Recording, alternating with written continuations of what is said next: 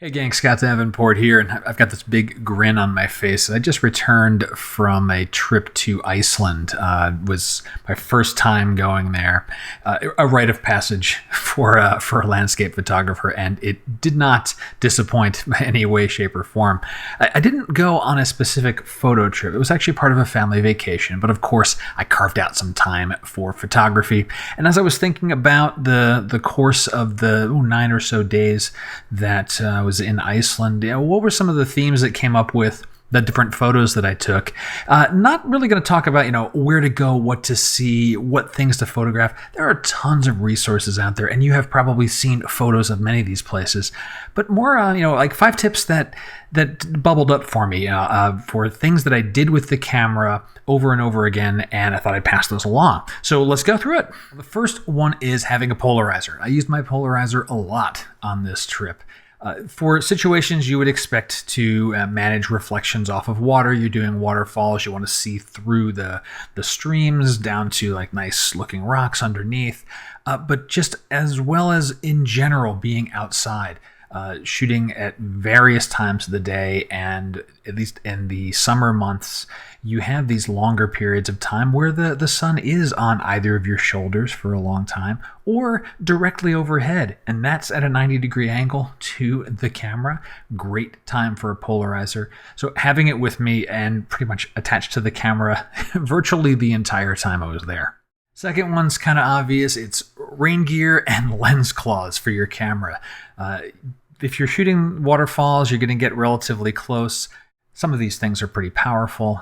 There's several really powerful waterfalls in Iceland, and they're throwing up tons of mist and spray, and you're just cleaning off the front of your camera continually. It is really, frame up a shot, get your composition right. You've got, rain gear draped over the camera, but all the time you're doing that, the front element is getting covered in spray. And so when it comes time to actually take the photo, it's guard the front as best you can, wipe it down, reveal it, take your photo, and then repeat that process again and again until you've gotten the photo that you want. So there's a lot of lens cleaning that goes on. Maybe a bonus tip is to use or bring a waterproof camera. I used an RX0. I use this for a variety of things.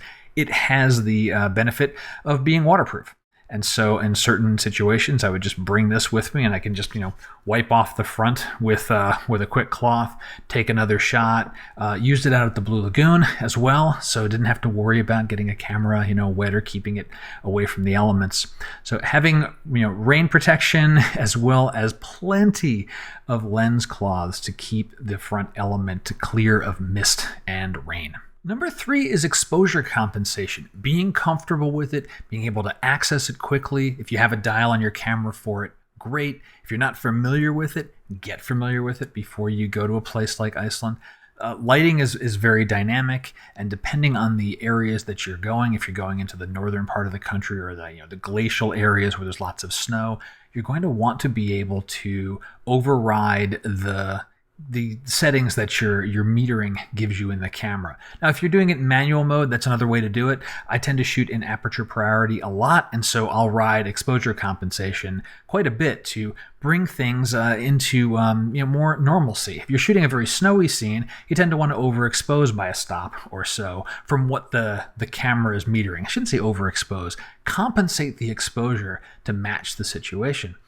Conversely, a lot of different things going on up in the sky. If you're getting a fair amount of overcast or gray type of skies that tend to get blown out, you maybe want to be underexposing or modifying that exposure so that the metering in your camera is trying to do one thing and even everything out, and you want to be able to rein it in to get an actually good looking exposure. So be familiar with how exposure compensation works on your camera, or just use your manual mode, and leverage the histogram. If you've got a digital camera that a histogram shows up on the back of your LCD while you're composing and taking a photo, use that. Watch what it's doing and adjust your camera settings accordingly. Tip 4 is having a long lens with you. And there's a few situations where I was happy I brought the long lens. I actually debated with it because I'm a wide angle kind of guy. I want big sweeping landscapes, get close up on a chunk of ice or a rock or up with a waterfall, and then just have that wide angle to bring everything in. But some situations, I was glad I did have a longer lens. Now, for me, a long lens is 200 millimeter. You could go longer than that, of course, if you're willing to carry it around. The situations that I found myself using it for is some cases for wildlife, lots of sheep and rams and so forth all over the countryside. At this time of year, the summer when I went, it was puffin season. They were doing their things, and these are like little, like maybe the size of two of my fists together. So they're kind of small birds. Being able to reach in and see them, on the cliff faces. Happy to have the long lens for that, but also for some landscapes where you see a nice looking church or farmhouse. A lot of them have red roofs against nice green hillsides, snow-capped mountains in the back. Starting to get the idea, a really nice looking landscape, but being able to reach in and get something a little more intimate. So having the long lens handy is really good. For one type of wildlife, the Icelandic horses, you don't need it. You go to a field where you'll see the horses.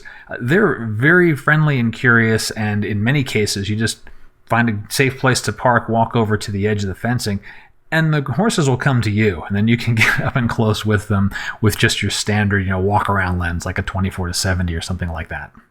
My fifth tip is don't limit yourself to golden hour. Now, in the summer months, golden hour is more like a golden 2.5 hours. There's an extended period of time where you get really nice light, assuming the sky is going to cooperate with you. Sometimes clouds get in the way of the sun. It happens. But not limiting yourself to that. The skies were quite interesting at many different times of the day. And some cases, for me, I'm on a family trip. It's not a photo trip. I'm going to be in locations that aren't necessarily when I would want to be there for the best photo opportunity as far as light's concerned. Nevertheless, photos at midday were still really, really intriguing. Lots of interesting stuff going on in the sky. You find a great subject. Use the polarizer like I mentioned before, especially if you're at like more or less high noon. Sun above your head, that's 90 degrees to the front element of your lens. Pop that polarizer on, and don't worry as much about what the time of day is. You find your subjects that are interesting. Middle of the day, if you're in Reykjavik, the one and only city, or trying to find yourself a high vantage point to look out over the landscape, that's another good thing. I like those vista shots, even at midday, afternoon. Still some very interesting lighting and shapes and shadows that come through just because of the topography of the land. So don't limit yourself to the bookends of the day for your photography in Iceland. So those are 5 things that bubbled up for me as I thought about the photos I captured in Iceland. And I'm still going through, the hundreds and hundreds of photos that I did capture.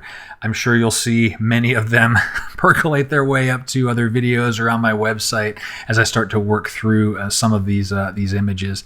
I'm still grinning from the trip. I had such a great time, and I really do hope I can get back there again with a little more of a full-on photography angle. As much fun as I had with my family visiting all these different places. There are certainly spots I want to go revisit at particular times of day and even particular times of the year. I'm already thinking about what would it be like to go back in the winter. So, Iceland has got its hooks in me, and I suspect I'll be going back. But if you're heading out there or planning on it, hopefully the few tips I shared here will help you out.